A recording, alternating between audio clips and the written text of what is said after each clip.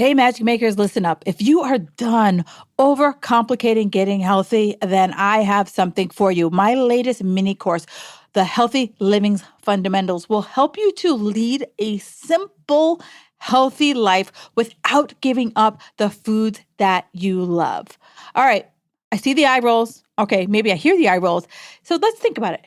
How many of you have this effed up relationship with your body so that you go off and you're trying to find the hardest thing you can do to prove to yourself that you got this, that you are this badass? Well, hint, hint, you are this badass. So if you're done trying to chase your tail, trying to string 75 hard days together, you're done always feeling hungry, eating less calories than you need to survive on, and if you feel that you have to be perfect to get results, this mini course has your name all over it.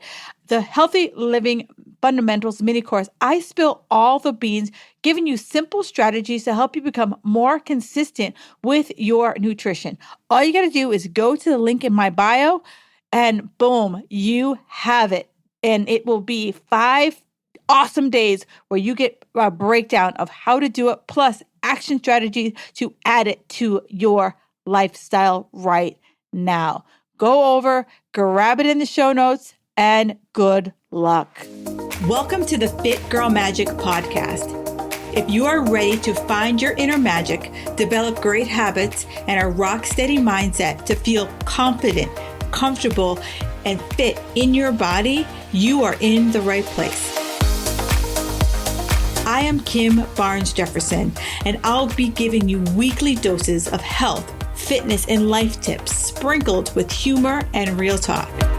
If you're ready to be consistent without the stress of perfection, Magic Makers, it's time to slip into your favorite pair of PJs, grab some coffee, kick back, and listen to today's show.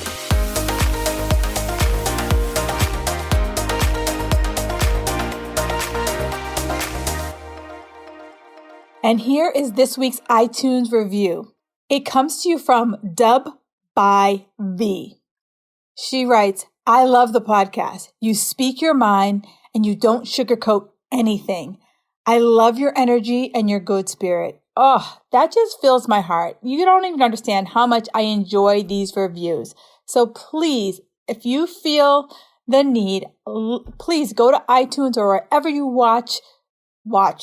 listen to this podcast. Do me a favor and hit me up with a 5-star review. I absolutely love them. They mean the world to me, and I will read it on my podcast. So thank you so much, Dub by V. It does mean the world to me. All right, Magic Makers, today I have another great episode for you. I mean, because clearly they are all awesome. All right, today I wanted to really break down what it actually takes to lose weight. And what I've actually done is I've taken this, and this is kind of the precursor, the prerequisite, if you will, for a free course that I am offering. And so you will also get that link in the bio for you to grab that. It's a 5-day course that basically will, don't worry, it's not going to take 5 hours. It's not going to be a college level course. It's really, my goal is to hit the highlights, to get you up and running and stop you from spinning your wheels when it comes to this weight loss game. And so let me kick it off there, right? So the diet industry makes us believe that the first place we should start when it comes to losing weight is diet and exercise, right? They will tell us that we need to eat a certain number of calories, do a certain number of minutes on the treadmill, do a certain number of crunches or squats, or do this 30-day challenge, and bada boom, bada bing, I will change my body, I will change my life. Oh, and don't forget this cleanse, and don't forget to get some protein powder, right? We tell us all of these things, and that by dramatically reducing our exercise or radically reducing our food or radically increasing our exercise or creating these magic bullet things, these quick fixes, I am going to have my best self, right? And so I don't know about you, but I am done chasing these freaking rabbits all around my yard, right? So I have said to you, and I want you to just get pissed off and just be like, I'm done, freaking uncle. I'm done chasing my tail. I'm done doing the same things over and over and over again and not getting anything for my effort. Okay. So This might sound a little hard, but I got to say it, right? If I want different results, I have to do something different. What? Yes, I have to do something different because if I just press and think of it like shampoo, right? If I just rinse and repeat, and I look in the mirror and my body composition is not changing, I step on the scale and my scale's not changing, but I'm doing the same old, well, guess what? I got to do something different. Something has to change in order to get a change, right?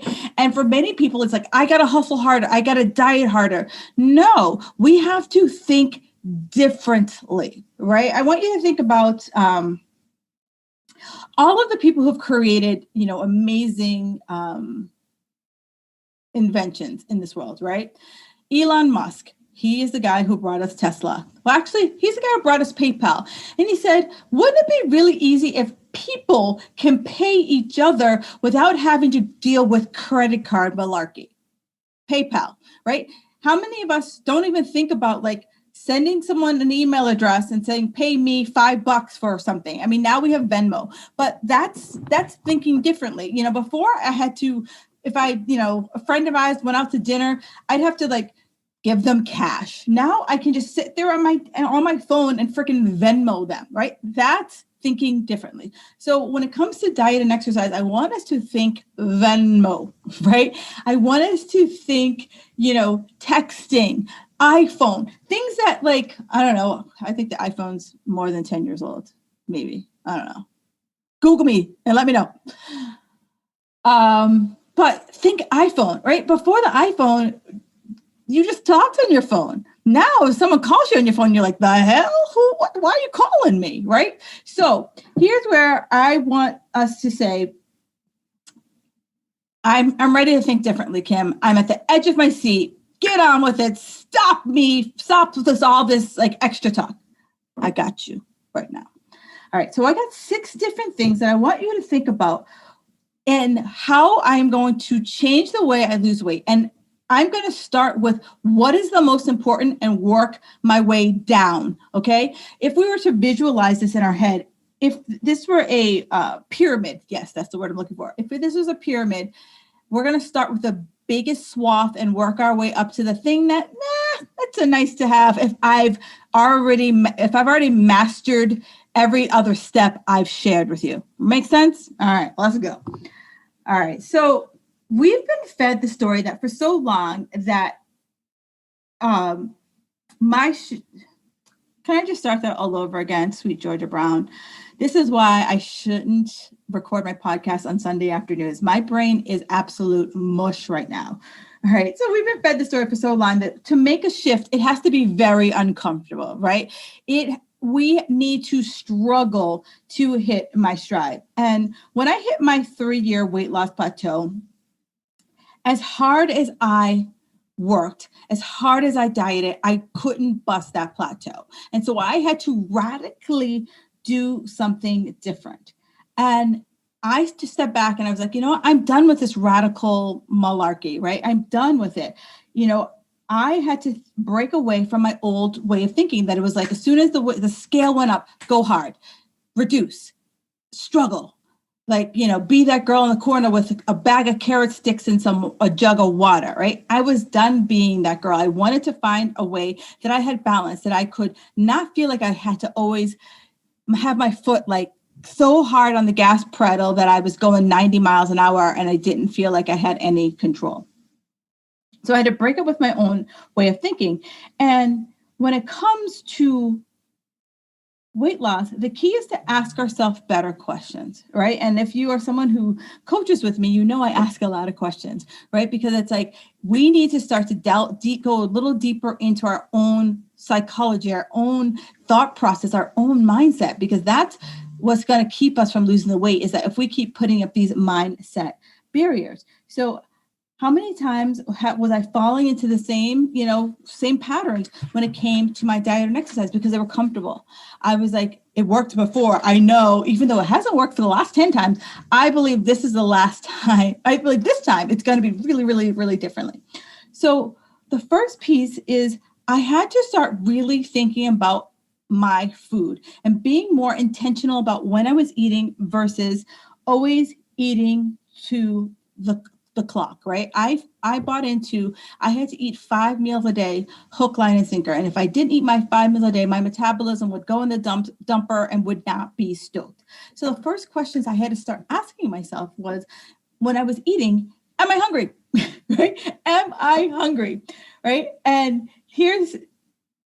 so many people, like I said, we believed that if I wasn't eating, my metabolism would just like take a big fat nosedive, right? If the hungrier I am, the more fat I'm burning. And if I am not hungry, then I'm not losing weight. So we all believed that hunger was this like good thing, that it was like, yeah, this is like, it's working if I'm hungry.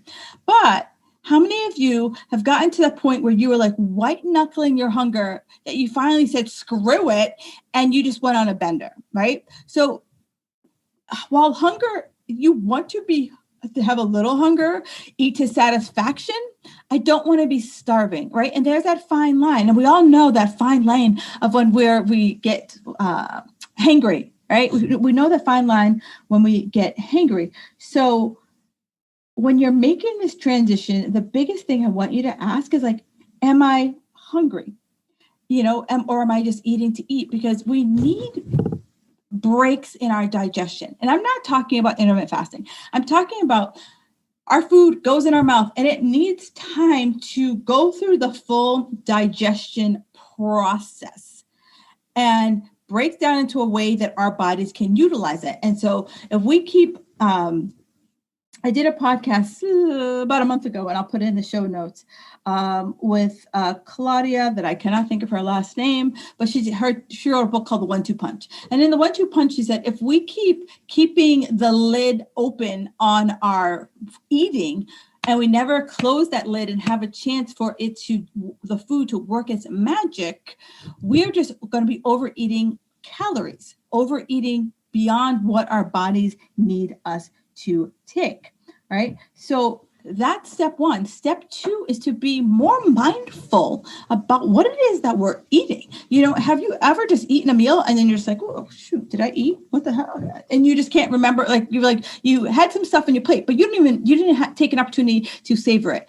I was a very, very fast eater because I was always eating from a place of starvation, right? It was rare that I took the time to savor a meal and be like, these are all the fabulous flavors that are incorporated into this meal. So to be more mindful, one, just slow your booty down and just savor what it is that your plate, like visually, just let the taste buds, when you actually put it in your mouth, eat until you're 80% full, right? So many of us, you see the pictures of like, oh, this is my food, baby. Really? Come on. Like, let's stop eating to the point that we're gorging ourselves. One of the biggest things I absolutely hate, it's my biggest pet peeve, is like Thanksgiving. And everyone's like, oh my God, I'm going to eat my weight. Why? Like, why is being thankful equivalent to gorging yourself, right?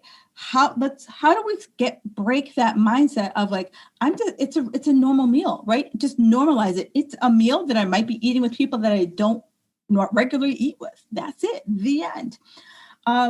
Break free from the food police, right? A lot of times I'll start working with a client. They're like, okay, can you send me over the good food list? No, there is no good food, bad food. There are foods that sure you can eat more of, and foods that you should eat less of, but there's no good food, bad food. Let's stop vilifying our foods. And then, and judging the food I eat. How many of you have been like out somewhere and you're like, oh, I'm so bad. I had nachos, margaritas, jalapeno poppers. I'm horrible. I'm the devil. No, you went out and you enjoyed yourself. The end. Moving on. And realize that like food's not your enemy, right? Like food doesn't like ring your doorbell and say, hey, I'm a jalapeno pepper, throw this in my mouth, right? It doesn't say that. We decide, we make choices. And here's where, a lot of times I tell my clients when they have those days, like we all are going to have off days. Own your choices. Own your ish, right? This is a family show. So imagine what ish means. Own your poop, right? Own your poop. And respect your body, right? If we respected our body, would we be treating it like a freaking dumpster, right? Would we be eating like an a-hole? No, we would not. So that's step one, is being more mindful of what is it that I'm feeding my body? Am I even taking the opportunity to savor what the heck I'm putting into my mouth? And am I eating when I'm hungry? All right. The second place that we're going to go here is calories. Now, I know for years I was like, oh, calories don't matter if I'm eating whole clean foods. Well, guess what? I was eating whole clean foods and I overate my weight into 30 pounds, a 30-pound weight gain from clean whole foods, right? If you were to look at my food log, you would look at it and you'd be like, that's really nothing horrible on there, right? No, I was overeating too many calories for what my body was burning. So the biggest thing here is calculate how many calories our body actually needs to make. And when you do that, I don't want you to think about like, oh, I need to balance to the penny, right? I'm just making this number up because I do not do math in my head. I stink at it. So say you need 2,000 calories, right? So if I need 2,000 calories to live, a day to eat. So that's 2,000 times 4. That's 14,000 calories in a week, right? So if I look at my calories as a bank account, I have $14,000 this week. Woo! Now, I need to say to myself, that's $14,000, and I'm going to make sure that I don't go over budget, because when I go over budget, that's when we gain weight. When I go under budget, that's when we start to lose the weight. So I really want to look at, as I'm going through my week, that it's not about, hitting 2,000 to the penny, because some days I might go a little over. Some days I might come a little under, but at the end of the day, if I'm around that 14,000 mark, I'm doing absolutely fabulous, right? What gets us in trouble is that so many of us get caught up in our head, and we get caught up in our head and we're like, I must hit the number. I must hit the number. And it makes you crazy. And so instead of making yourself crazy, just be like, this is what I have budgeted for the week. And my goal is to see how close I can get to that number without going over for the week. Because when we have this proper balance in our hormones, right? When we have this proper balance in our caloric intake, it has a direct impact on our hormones, right? So many of the women are over 40, like, hormones, right? So I have to ask, what are we doing for caloric intake? Are you even tracking that? And I know many of you will say to me, oh, I hate tracking, right? Okay, great. I do too. And you don't have to track forever. I always challenge my clients, when things aren't going well, that's when you track. And so, not well. When things aren't going well, that's when you track.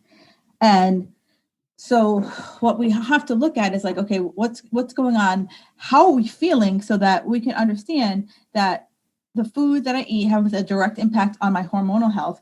It also has a direct impact on my training, right? If I'm overtraining and under eating, my body is going to be in constant seeking mode, because I'm taking away energy from my body, and it's going to be looking to replenish that energy because it's not getting enough to fuel your activity. So we have to really, it's this tipping point, and it's really, listening to our bodies versus, having our ego, our mind be the driver and be like, shut up, body, you don't know.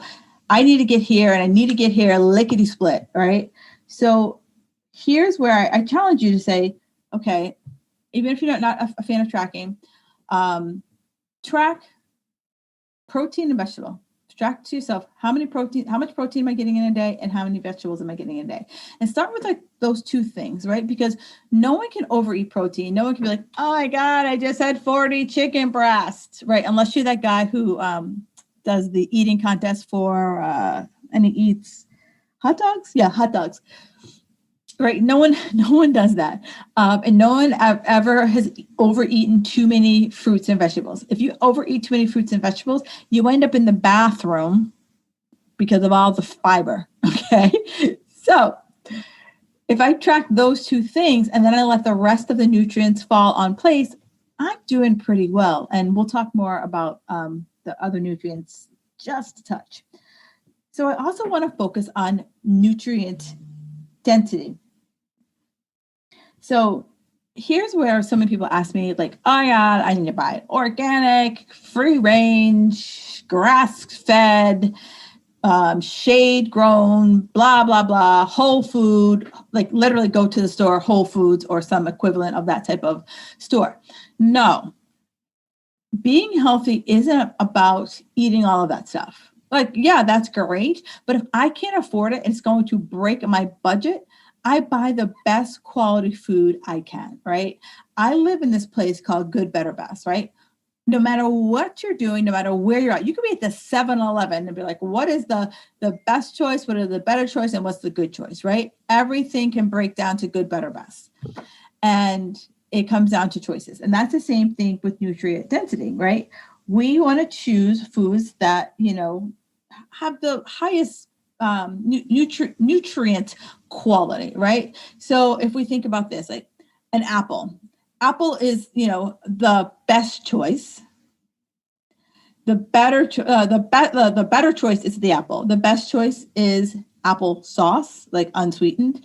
And then the final choice is apple juice, right? So good, better, best. And as we do that, I also, I started chatting about this earlier in the podcast, but I want to like circle back with you, is that, vilification, I think that's a word. If it's that, let me know.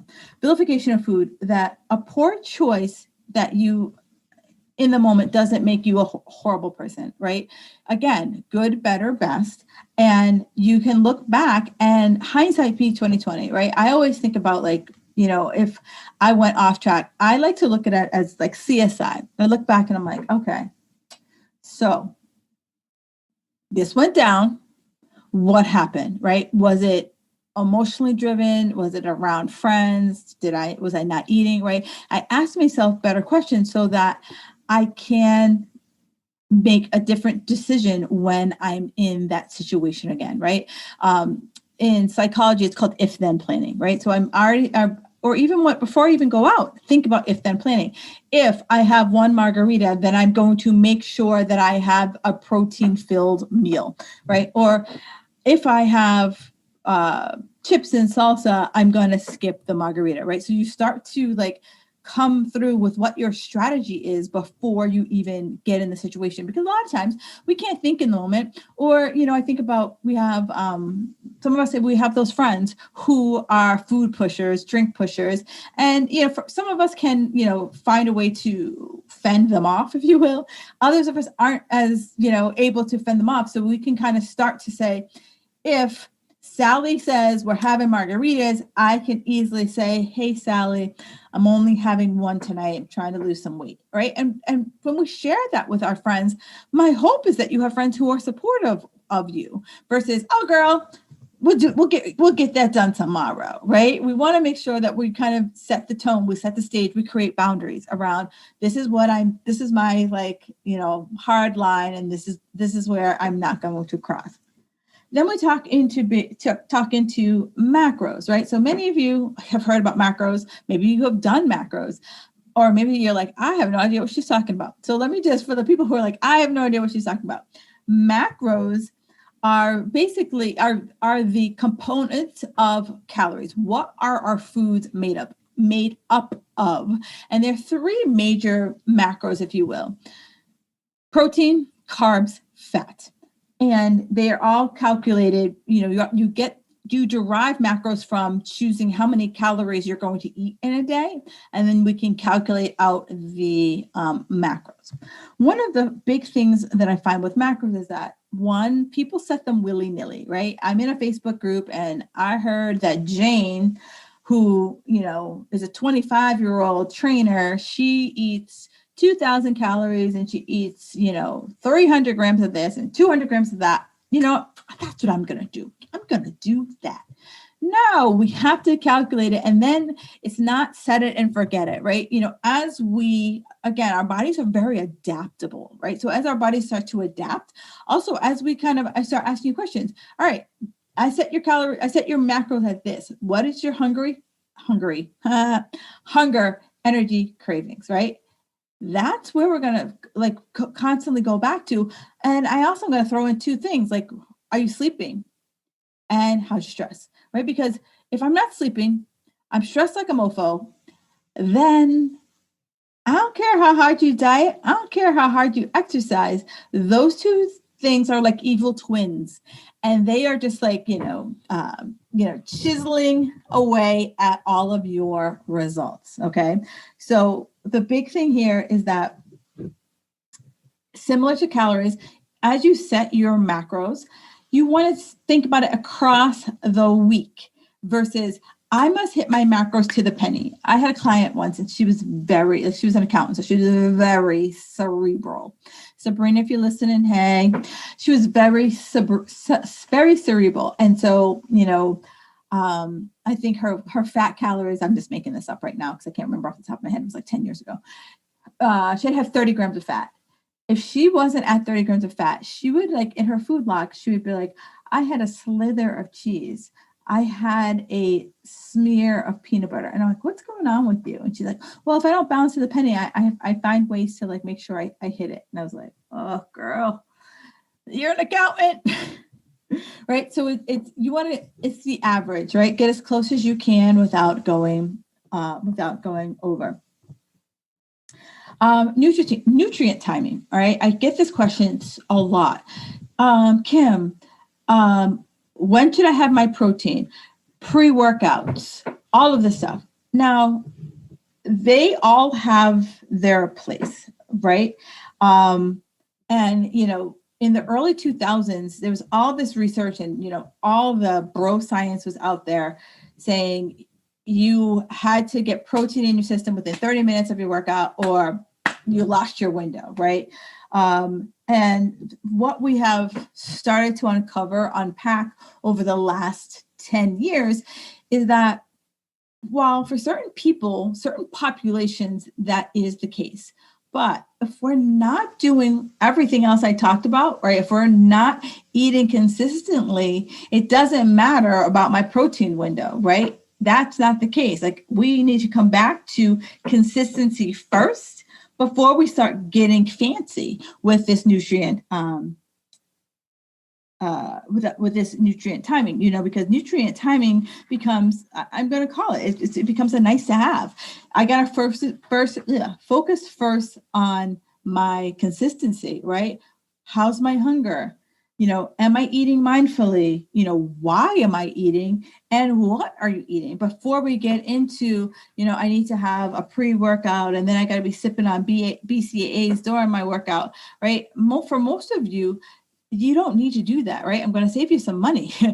But others of you, yeah, that makes absolute sense. And if you're not sure what category you fall in, holla, right? Do me a favor, reach out to me. You can find me at hello@kimbarnesjefferson.com and we can have a conversation about that. The last thing here is supplementation, right? And so, you go everywhere and you can pretty much buy a protein powder everywhere. I think you can even buy a protein powder at the 7-Eleven, right? So you can't supplement a bad diet, right? You not having a nice base level of nutrition, knife and fork nutrition, is never going to go away, right? So when we eat knife and fork meals, there's a thing called the thermogenic effect of food.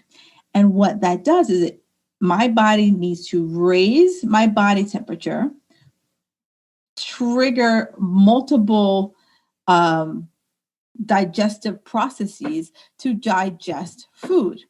And that also, so I burn a little bit of calories every time I eat a knife and fork meal. When I drink a shake, it's already pre-digested, right? Let's think about it, right? So like if I think about chicken, it is a solid and my body has to use energy to break that down into a liquid so that my cells can absorb it. A shake already has that same thing, right?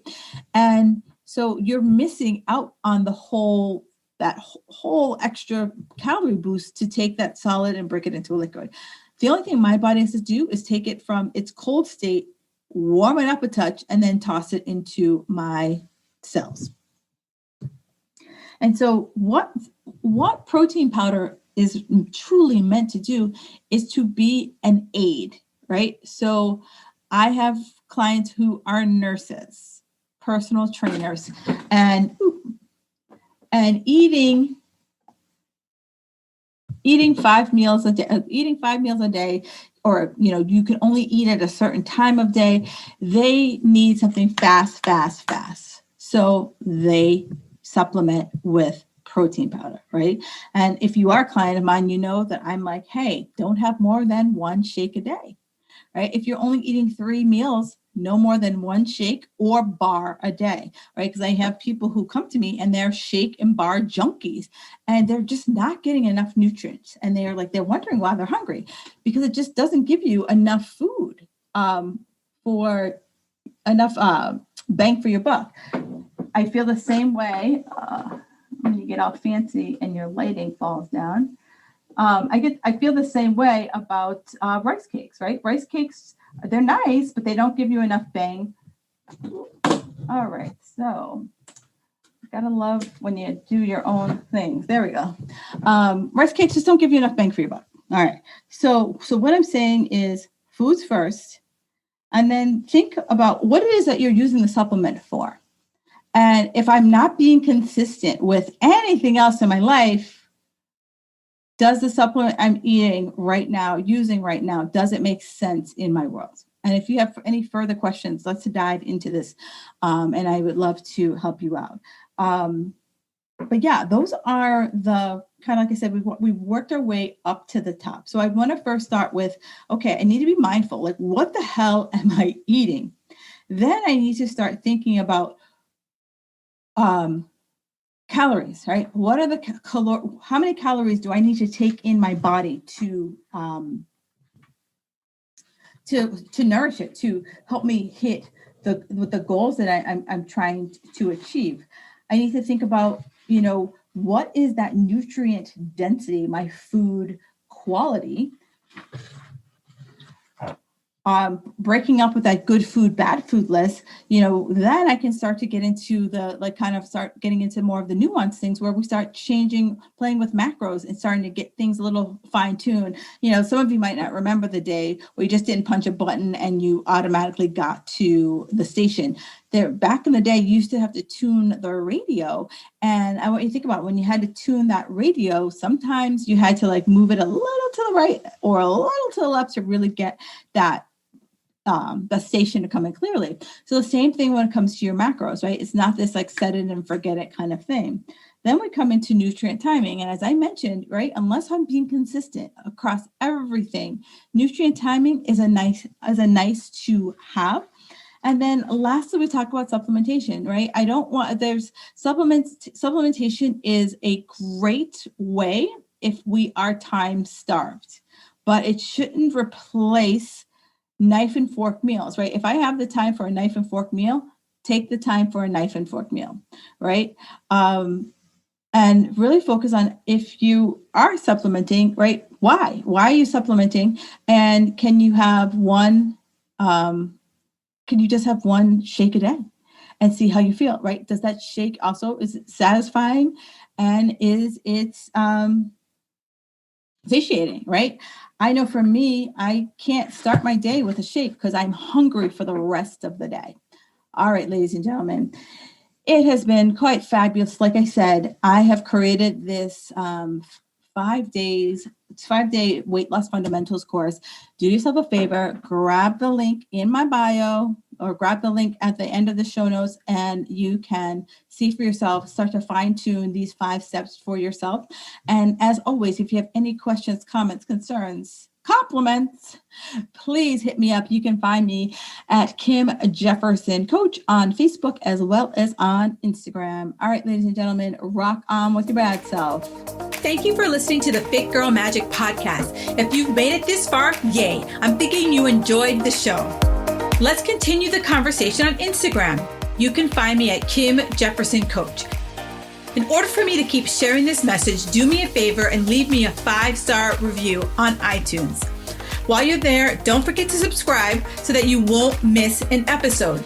New episodes are available every Wednesday.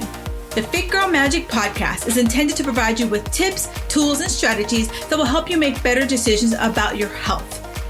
I really appreciate your feedback and your support. Thank you so much.